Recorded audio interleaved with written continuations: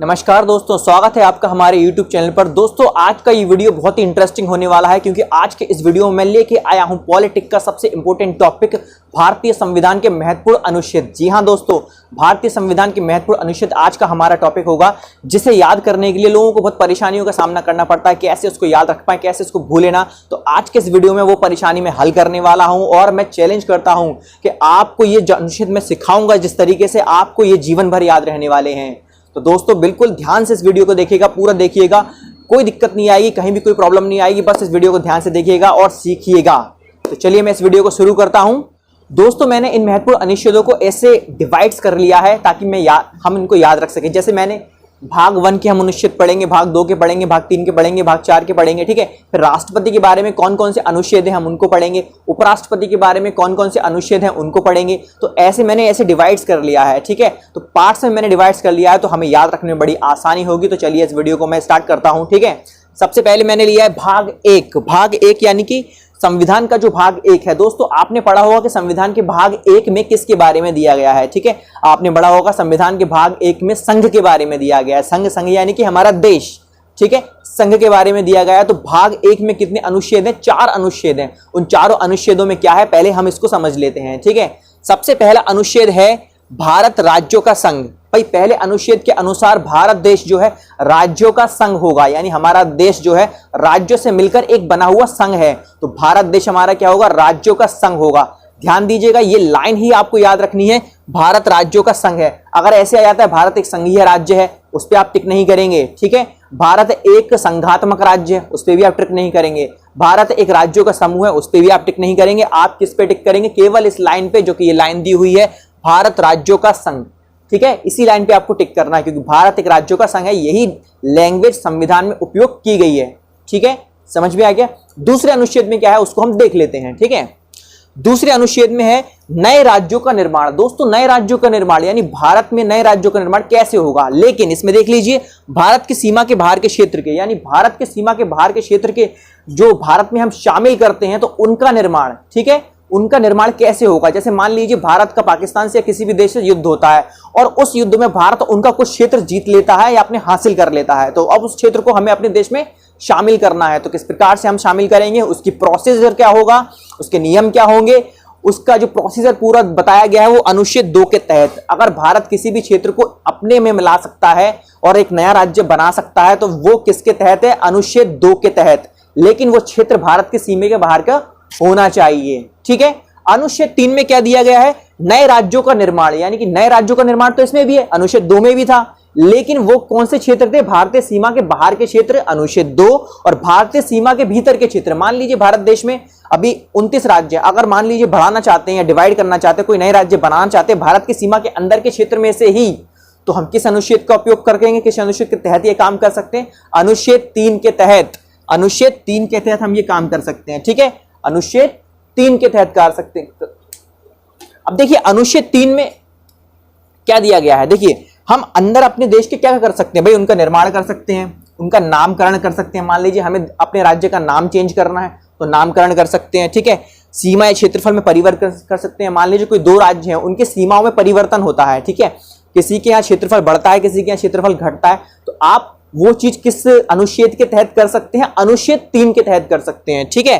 तो क्षेत्रफल और सीमा में परिवर्तन भी हम इस अनुच्छेद के तहत करेंगे। लेकिन भारत के सीमा के क्षेत्र अंदर के क्षेत्र होने चाहिए, ठीक है। बाहर के क्षेत्र के लिए अनुच्छेद 2 में दिया गया है और अंदर के क्षेत्र के लिए अनुच्छेद 3 में दिया गया है, ठीक है। दोस्तों अब देख लेते हैं अनुच्छेद 4। अनुच्छेद 4 में क्या दिया गया है? अनुच्छेद 4 में दिया गया है अनुच्छेद 2 व 3 के प्रावधानों का विस्तृत वर्णन या संपूर्ण प्रक्रिया। देखिए जो अनुच्छेद 2 व अनुच्छेद 3 में प्रावधान दिए गए हैं ना, उसकी जो संपूर्ण प्रक्रिया है, क्या प्रोसीजर होगा, वो पूरा का पूरा प्रोसीजर एक्सप्लेन किया गया है अनुच्छेद 4 में। समझ में आ गया। देखिए तो किसमें दिया गया? राज्यों का संघ है भारत, अनुच्छेद पहले में। अनुच्छेद 2 में है कि नए राज्यों का निर्माण, लेकिन किस क्षेत्र के? भारत के सीमा के बाहर के क्षेत्र के को हम बनाएंगे, उन नए राज्यों का निर्माण हम अनुच्छेद 2 में दिया गया है, ठीक है। तीसरे में भी यही दिया गया, नए राज्यों का निर्माण, उनका नामकरण, उनकी सीमा या क्षेत्र में परिवर्तन, लेकिन भारत की सीमा के अंदर के क्षेत्र होने चाहिए वो, ठीक है। तो अनुच्छेद 3 में दिया गया है ऐसा, ठीक है। और अनुच्छेद 4 में क्या दिया गया है? इन अनुच्छेद 2 व 3 के जितना भी डिटेल्ड प्रोसीजर है, जो प्रक्रिया है, वो अनुच्छेद 4 में समझाई गई है। समझ गए आप? भाग 1 में 4 अनुच्छेद हैं, चारों आप याद कर लेना, कोई प्रॉब्लम नहीं आएगी कहीं पे। चलिए हम अगले पे चलते हैं। अगला हमारा भाग 2 रहेगा। चलिए उसको बताता हूं मैं आपको। दोस्तों अब हमारा आता है भाग 2। हमने भाग 1 कर लिया है, अब आप आ गए हैं भाग 2 पे। तो भाग 2 में किसके बारे में दिया गया है, पहले हम ये समझ लेते हैं, ठीक है। भाग 2 में दिया गया है नागरिकता के बारे में। इसे कैसे याद रखेंगे, देखिए भाग 1 में हमने संघ के बारे में पढ़ा, यानी कि देश के बारे में पढ़ा हमने। देखो देश होगा तो देश में नागरिक भी होंगे, तो भाग 2 में क्या होना चाहिए, नागरिकता के बारे में। तो देश में नागरिकता के बारे में दिया गया है भाग 2 में। तो भारत देश के कौन कौन नागरिक होंगे, कौन कौन नागरिक नहीं होंगे, अगर नागरिकता किसी को लेनी है तो क्या नियम होंगे, नागरिकता किसी को छोड़नी है तो क्या नियम होंगे, ये सारा कुछ दिया गया भाग 2 में। और भाग 2 में कौन से अनुच्छेद से लेके कौन से अनुच्छेद तक दिया गया है, ये पहले हम देख लेते हैं। अनुच्छेद 5 से लेके 11 के बीच में, ठीक है। भाग 2 में अनुच्छेद जो दिए गए हैं वो 5 से लेके 11 के बीच में। इन 5 से लेके 11 के बीच के जितने भी अनुच्छेद हैं, इन सारे अनुच्छेदों में बताया गया है नागरिकता के बारे में कि कौन नागरिक होंगे, कौन नहीं होंगे, नागरिकता कैसे लेनी है, कैसे छोड़नी है। ये सारा का सारा डिटेल्ड प्रोसीजर किसमें दिया गया है, 5 से लेके 11 में, अनुच्छेद 5 से लेके 11 में, ठीक है। अब इसे याद कैसे करेंगे, सबसे बड़ी समस्या तो ये है ना कि हम इसे याद कैसे रखें, ठीक है। तो देखिए मैं आपको समझाता हूं। एक देश का नागरिक होंगे तो परिवार होगा। सबसे आइडियल परिवार कौन सा है, आदर्श परिवार कौन सा है, ठीक है। आदर्श परिवार वो है जिसमें सदस्यों की संख्या न्यूनतम हो। न्यूनतम कितनी होनी चाहिए सदस्यों की संख्या, भाई न्यूनतम सदस्यों की संख्या कैसे होगी, देखिए सबसे पहले पति पत्नी होंगे, उनका एक बच्चा होगा। 2 बच्चे नहीं लेंगे क्योंकि 2 बच्चे तो फिर छोटा परिवार नहीं कहलाएगा, बड़ा परिवार कहलाएगा। तो सबसे छोटे परिवार में क्या होगा, पति पत्नी होंगे और एक बच्चे होंगे, ठीक है। लेकिन अभी ये परिवार पूर्ण नहीं हुआ है। पूर्ण कब होगा, जब उनमें माता पिता भी होंगे, तभी तो पूर्ण होगा। माता पिता के बिना कोई परिवार पूर्ण नहीं है। तो उनके माता पिता या सास ससुर कुछ भी कह सकते हैं हम उनको, ठीक है। तो टोटल सदस्य कितने हो गए, 2 और 2 4 और एक बच्चा मिला के 5। यानी कि सबसे छोटा जो परिवार है, एक आदर्श छोटा परिवार है, उसमें सदस्यों की संख्या कितनी होती है, 5। तो नागरिक सबसे अच्छे वही कहलाएंगे। तो न्यूनतम जो संख्या होगी परिवार में वो कितनी होगी, 5। ऐसे हम इसको याद रख पाएंगे, ठीक है। अब अधिकतम कितनी संख्या होनी चाहिए, ये तो हो गया न्यूनतम संख्या। अधिकतम कितनी संख्या हो सकती है एक परिवार की, तो वो होगी 11। अब 11 क्यों होगी, 12 क्यों नहीं होगी, 12 इसलिए नहीं होगी, अगर मान लीजिए परिवार में सदस्यों की संख्या 12 हो जाती है तो वो आदर्श परिवार कहां कहलाया। सब लोग यही करेंगे, अरे भाई इनके परिवार में तो दर्जनों लोग भरे पड़े हैं, ठीक है। तो हमें दर्जन नहीं लेना है, दर्जन से कम ले लेना है, ठीक है। तो 5 से 11 नागरिकता के बारे में याद रख पाएंगे। सबसे छोटा परिवार में सदस्यों की संख्या 5 और सबसे बड़ी परिवार में सदस्यों की संख्या 11। तो नागरिकता के अनुच्छेद हैं 5 से 11, याद रख पाएंगे आप इसको। चलिए अगला देख लेते हैं भाग 3। भाग 3 में किसके बारे में दिया गया है, देखिए हमने सबसे पहले पढ़ा भाग 1 में कि संघ होगा। संघ के बाद भाई संघ में उसमें नागरिक होंगे, देश में नागरिक हो गए तो नागरिकों को कुछ अधिकार भी तो देने पड़ेंगे हमें, हमारे ये भी तो कर्तव्य कुछ उनको अधिकार दें। तो अधिकार तो दे दिए हमने, तो भाग 3 में होगा अधिकार, यानी कि मौलिक अधिकार। लेकिन कौन से अनुच्छेद से लेके कौन से अनुच्छेद के तहत हमने अधिकार दिए हैं, तो हम इसको पढ़ लेते हैं 12 से 35, यानी अनुच्छेद 12 से लेके 35 के बीच में मौलिक अधिकार के बारे में बात की गई है, 12 से 35 के बीच में, ठीक है। अब इसे याद कैसे रखेंगे, याद कैसे रखना है, देखो मेरी बात सुनिए भाई। देश बना, देश में नागरिकता दे दी हमने, नागरिकों को अब अधिकार देना है, तो कितने अधिकार दिए जाएं, तो भैया उदारता दिखाते हो, क्योंकि लोकतंत्र, लोकतंत्र में लोगों को ज्यादा से ज्यादा अधिकार देने हमें, तो हमने दर्जनों अधिकार दे दिए। दर्जनों यानी कि 12, एक दर्जन में कितने होते हैं 12, तो हमने दर्जनों अधिकार दे दिए, यानी कि अनुच्छेद 12 से लेके 35। अब आप बोलेंगे सर दर्जनों तो याद हो गया, कि 12 तो याद हो गया, लेकिन 35 कैसे याद रखेंगे। इस 35 को याद रखने के लिए हमें अगला भाग पढ़ना पड़ेगा। तो आप पहले आप ये समझ लीजिए कि दर्जनों अधिकार दे दिए 12 से 35। अब 35 कैसे याद रखेंगे, देखो क्योंकि 36 से स्टार्ट रहेगा नीति निर्देशक तत्व, ये हमारा भाग 4 है। भाग 4 में दिए गए हैं नीति निर्देशक तत्व। अब नीति निर्देशक तत्व क्या होते हैं, देखिए देश बनाया, देश के नागरिक बनाए, नागरिकों को अधिकार दिए, लेकिन अब सरकार का भी तो कुछ काम है कि वो नागरिकों के लिए कुछ करे, उनको अधिकार दे दिए, लेकिन सरकार का भी कार्य है कि वो क्या करे। तो सरकार का काम कैसा होना चाहिए, कैसे उसके उद्देश्य होने चाहिए, कैसे उसकी योजनाएं होनी चाहिए, इन सभी का निर्णय लिया गया। और उसमें दिया गया किसमें, नीति निर्देशक तत्व में किस प्रकार की भारत सरकार की योजनाएं होंगी, वो नीति निर्देशक तत्व में दिया गया है कि क्या उद्देश्य होंगे उनके, ठीक है। तो उनको कितने काम सौंपे गए सरकार को काम सौंपे गए 3600 काम सौंप दिए गए, मतलब काफी सारे काम दिए गए सरकार को। तो हम ऐसे याद रखेंगे इसको कि 3600 काम दिए गए, बहुत सारे काम दे दिए, 3600 काम दे दिए। तो 36 से 51 में दिया गया है नीति निर्देशक तत्व। तो 36 से अगर सरकार के काम स्टार्ट है तो जाहिर सी बात है 35 तक मौलिक अधिकार होने चाहिए, ठीक है। तो 12 से 35 मौलिक अधिकार हो गया। फिर सरकार को काम दिए हमने क्या, 3600 काम दे दिए। 36 से 51 तक नीति निर्देशित तत्व हैं, यानी सरकार के क्या कार्य होंगे, क्या उद्देश्य होंगे उनकी योजना के, ये सारा का सारा कुछ दिया गया है 36 से 51 में। तो 36 से 51 हो गया नीति निर्देशक तत्व, ठीक है। तो सरकार के कार्य बता दिए कि आपके 3600 काम होंगे। लेकिन प्रश्न अब यह क्या आता है कि प्रश्न ये उठा कि मान लीजिए हमने सड़कें बना दी, पेड़ लगा दिए, लेकिन लोग सड़कों को खराब कर रहे हैं, पेड़ों को खराब कर रहे हैं, तो नागरिक के भी तो कुछ कर्तव्य होने चाहिए। जब ये प्रश्न उठा तो ठीक है, उनकी बात को कहा गया, समझा गया, माना गया। तो उन्होंने कहा ठीक है, अलग से कोई अनुच्छेद नहीं बनाते हैं, अनुच्छेद 51 का में ही इनके मौलिक कर्तव्य जोड़ देते हैं नागरिकों के, कि उनके भी कुछ कर्तव्य होंगे देश के प्रति, देश की प्रॉपर्टी के प्रति या देश के विकास के प्रति भी कुछ कर्तव्य होंगे, ठीक है। तो 51 का करके जोड़ दिया, अलग से अनुच्छेद नहीं बनाया। तो यहां पर आगे हमारा 51 का करके मौलिक कर्तव्य जोड़ दिए गए, ठीक है, मौलिक कर्तव्य जोड़ दिए गए। तो ये उनके मौलिक कर्तव्य 51 का में हमने जोड़ दिए गए, ठीक है। आपको ये समझ में आ गए। तो हमने यहाँ भाग 1 से लेके भाग 4 तक पढ़ लिए सारे अनुच्छेद, और कैसे हमको इनको याद रखना है ये भी मैंने आपको बता दिया है, कोई परेशानी वाली बात नहीं है दोस्तों। अब हम पढ़ेंगे राष्ट्रपति से रिलेटेड अनुच्छेद, यानी कि राष्ट्रपति से रिलेटेड जितने भी इंपॉर्टेंट अनुच्छेद हो सकते हैं उनको हम करेंगे और याद भी करेंगे। और मैं आपको वादा करता हूं कि आप इन अनुच्छेदों को मैं इससे याद कराऊंगा आपको कि आप जीवन भर इनको नहीं भूलेंगे। जी हाँ दोस्तों, विश्वास कीजिए मेरा, और इस वीडियो को बिल्कुल ध्यान से देखिएगा। चलिए स्टार्ट करता हूं मैं। देखिए अनुच्छेद 52, सबसे पहले तो अनुच्छेद 52 में किस चीज के बारे में दिया गया है मैं वही बता देता हूं आपको। राष्ट्रपति का पद होगा, यानी कि भारत देश का एक राष्ट्रपति होगा, इसके बारे में बताया गया है अनुच्छेद 52 में। भारत देश का एक राष्ट्रपति होगा, इसके बारे में कहां बताया गया, अनुच्छेद 52 में, ठीक है। राष्ट्रपति का एक पद होगा। भाई इसे कैसे याद रखेंगे, देखिए इसको याद करने के लिए मैंने थोड़ा सा अजीब सा बनाया है, लेकिन मेरे हिसाब से आपको याद रहेगा। देखिए सबसे पहले आप जानते हैं कि भारत में राष्ट्रपति की स्थिति कैसी है। देखिए भारत में बताया जाता है कि राष्ट्रपति सुपर पावर है, लेकिन एक्चुअल पावर किसके पास है, प्राइम मिनिस्टर के पास, यानी कि प्रधानमंत्री के पास में एक्चुअल पावर है। लेकिन सिग्नेचर अथॉरिटी वो किसके पास में है, राष्ट्रपति के पास में है। यानी कि कानून पास तो लोकसभा से हो जाता है, लेकिन अप्रूवल लास्ट में कब होता है, जब राष्ट्रपति उसको साइन कर देता है। लेकिन राष्ट्रपति उन पे साइन करने के लिए बाध्य रहता है, मतलब वो अपना वो नहीं कर सकता, साइन उसको करने ही पड़ेंगे। 1-2 बार लौटा सकता है, लेकिन लास्ट में उसको साइन करने ही पड़ेंगे। यानी कि एक्चुअल पावर जो है वो संसद के पास है, प्रधानमंत्री के पास है, और दिखावे का पावर देखा जाए अगर तो वो किसके पास है, राष्ट्रपति के पास है, ठीक है। तो राष्ट्रपति तो किसी को भी बना सकते हैं अगर सिग्नेचर ही करवाने हैं तो, और वो बाध्य करके जबरदस्ती करवाने हैं तो सिग्नेचर ही करवाने तो किसी को बना दो, तो अपने बब्बन को ही बना दो ना, अपना जो गांव का बब्बन लड़का है उसी को बना देते हैं, क्या दिक्कत है भाई, साइन ही तो करना है, कोई दिमाग थोड़ा ना लगाना है। दिमाग तो लगाएंगे पूरी संसद और राष्ट्रपति, संसद और प्रधानमंत्री दिमाग लगाएंगे, ठीक है। तो हमने बब्बन को ही राष्ट्रपति बना दिया, कोई प्रॉब्लम नहीं है, बस साइन ही तो करना है यार, ठीक है। तो बब्बन से हमने 52 याद रख लिया, बब्बन से क्या याद रख लिया आपने, 52 याद रख लिया।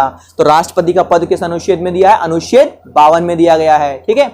अब बात कर लेते हैं अनुच्छेद 53 की। भाई 53 में क्या दिया गया है, भाई जब राष्ट्रपति का हमने पद दिया तो उसको बताना भी तो पड़ेगा कि भाई आपकी शक्ति क्या है, यानी आपके पास पावर क्या है और आपको उस पावर से काम क्या करना है। तो शक्ति व कार्य किसमें दिया गया है, अनुच्छेद 53 में। शक्ति व कार्य यानी राष्ट्रपति की क्या शक्तियां होंगी और क्या कार्य होंगे, वो अनुच्छेद 53 में दिया गया है, ठीक है दोस्तों। अगला अनुच्छेद है हमारा 54। 54 में किसके बारे में दिया गया है, तो दोस्तों पहले सबसे पहले आप ये समझिए, 54 को हम चैन भी पढ़ सकते हैं। 54 चैन सेम रिलेट हो रहा है, चयन आप समझ ही गए होंगे कि कौन सा अनुच्छेद होने वाला है, राष्ट्रपति का चयन। भाई इसका चयन किस प्रकार से होगा, राष्ट्रपति का चयन यानी कि चुनाव, यानी कि निर्वाचन। तो अनुच्छेद 54 में क्या दिया गया है, निर्वाचन। निर्वाचन का मतलब क्या होता है, चुनाव ही होता है। निर्वाचन का मतलब चुनाव, यानी कि राष्ट्रपति का कैसे चुनाव होगा, कैसे इलेक्शन होंगे, कैसे वोटिंग होगी, क्या प्रक्रिया अपनाई जाएगी, वो अनुच्छेद 54 में दिया गया है। 54 को आप याद रखेंगे चयन से, चयन मतलब कि चुनाव, निर्वाचन, ठीक है। अनुच्छेद अब आते हैं 61 पे। अब देखिए हमने राष्ट्रपति को चुन लिया, राष्ट्रपति को पावर्स भी दे दी, ठीक है। लेकिन कभी कभी ऐसी स्थिति भी आती है कि राष्ट्रपति को हमें हटाना पड़ता है, ठीक है। मान लीजिए राष्ट्रपति कुछ ऐसी गड़बड़ कर रहा है कि जो हमारी बात नहीं मान रहा है, संसद की बात नहीं मान रहा है, प्रधानमंत्री की बात नहीं मान रहा है, तो उसको हटाने की भी एक प्रक्रिया अपनानी पड़ेगी। अब चूंकि राष्ट्रपति कोई छोटा पद तो है नहीं जो ऐसे ही हटा दिया लेटर जारी करके, ऐसे नहीं हटा सकते उसको। तो राष्ट्रपति को हटाने के लिए एक प्रक्रिया होती है, वो कौन सी प्रक्रिया होती है वो आपको समझना होगा। वो प्रक्रिया होती है महाभियोग। राष्ट्रपति पे महाभियोग चला के ही उसको हटाते हैं, ठीक है। अगर वो अनुसार नहीं चल रहा है, वो विपरीत चल रहा है, वो विरोधाभास में चल रहा है, तो उसको क्या कहेंगे, महाभियोग, ठीक है, महाभियोग करके। तो महाभियोग के बारे में किस पे दिया गया है, अनुच्छेद 61 में दिया गया है राष्ट्रपति पर महाभियोग चला सकते हैं। ठीक है, तो अब ये बताइए कि इसको ये कैसे याद रखेंगे। 61 को आप ऐसे याद रख सकते हैं 61 या एक साइड कर देना, राष्ट्रपति को एक साइड कर दे रहे हैं हम। ठीक है, हटा रहे हैं, एक साइड कर दे रहे हैं, तो 61 को आप कैसे याद कर लेंगे, एक साइड 61। तो महाभियोग किस में दिया गया, अनुच्छेद 61 में दिया गया है, यानी एक साइड कर देना। ठीक है, अब दिया गया अनुच्छेद 72। अब देखो इसमें क्या दिया गया है। देखिए दोस्तों, क्या होता है, राष्ट्रपति के पास एक स्पेशल पावर होती है। कौन सी पावर हो सकती है, आप सोचिए स्पेशल पावर कौन सी है भाई, जो पावर किसी के पास भी नहीं है, देश में किसी के पास भी नहीं है, प्रधानमंत्री की, संसद, किसी के पास भी नहीं है भाई। राष्ट्रपति की पावर होती है माफ करने की, यानी कि क्षमादान की पावर होती है। ठीक है, किसी को फांसी की सजा हो गई है तो राष्ट्रपति क्षमादान दे सकता है। ठीक है, तो इस अनुच्छेद में दिया गया है क्षमादान की शक्ति। राष्ट्रपति के जो पास जो क्षमादान की शक्ति होती है ना, वो वाली शक्ति इस अनुच्छेद के तहत है, अनुच्छेद 72 के तहत।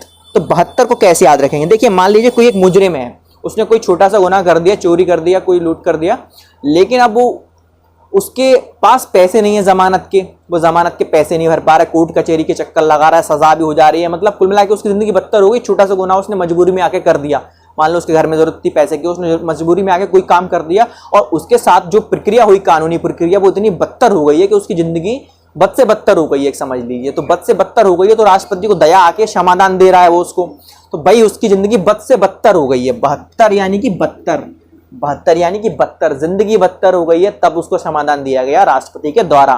तो अनुच्छेद 72 आप कैसे याद रख सकते हैं, बदतर क्षमादान। ठीक है, चलिए नेक्स्ट अनुच्छेद देख लेते हैं, अनुच्छेद 123। अब 123 क्या है पहले ये समझेंगे। देखो मेरी बात सुनिए, देश में कानून कैसे आता है, कानून आने की प्रक्रिया देश में क्या है, सबसे पहले एक बिल पेश किया जाएगा। बिल यानी कि मैंने कानून तैयार कर लिया, पूरा बना लिया, उसका पूरा खाका तैयार करके मैं उसको पेश करूंगा लोकसभा में। सबसे पहले लोकसभा में पेश किया, लोकसभा में उस पर वोटिंग हुई, कोई पक्ष में वोट देगा, कोई विपक्ष में वोट देगा।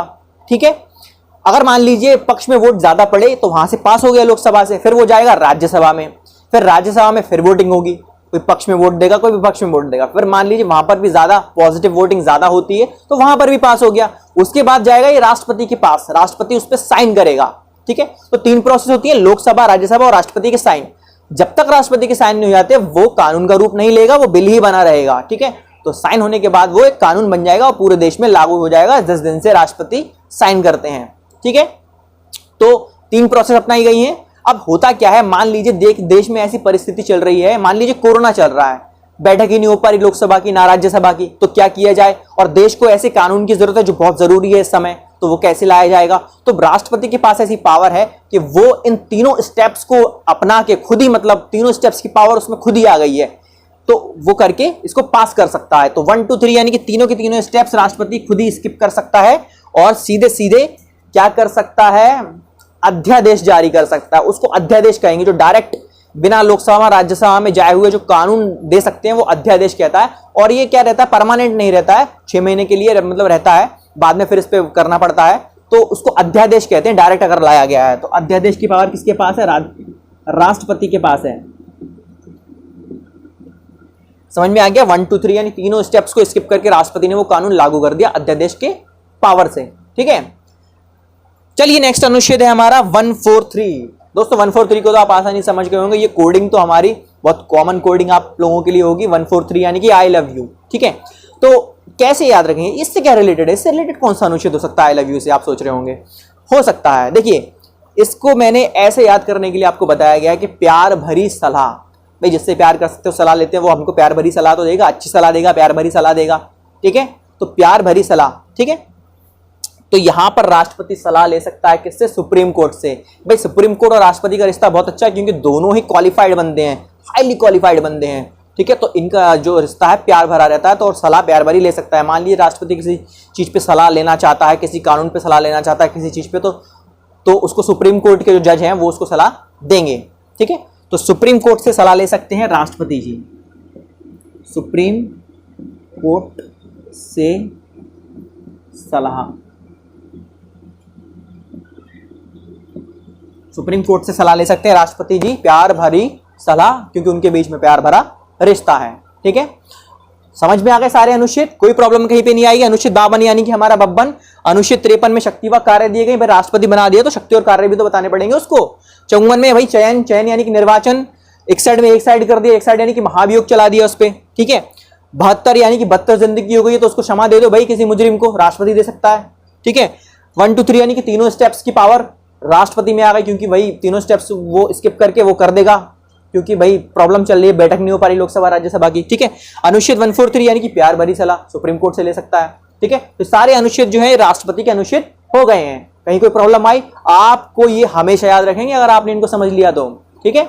चलिए अब बात कर लेते हैं हमारे उपराष्ट्रपति की। उपराष्ट्रपति के बारे में क्या चीजें दी गई हैं वो मैं समझते हैं, ठीक है दोस्तों। अब हमारे आते हैं उपराष्ट्रपति जी। उपराष्ट्रपति जी के बारे में ज्यादा अनुच्छेद हमने लिए नहीं है क्योंकि इतने इंपॉर्टेंट नहीं है, केवल 2 अनुच्छेद हमने लिए हुए हैं। अनुच्छेद 63,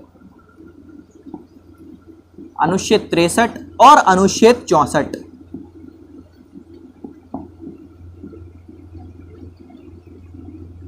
ठीक है। अनुच्छेद 63 और अनुच्छेद 64। तो देखिए अनुच्छेद 63 में क्या है, अनुच्छेद 63 में उपराष्ट्रपति के पद की बात की गई है। किसमें की गई? अनुच्छेद 63 में। देखिए भारत के उपराष्ट्रपति का पद होगा, ये अनुच्छेद 63 में की गई है बात, ठीक है।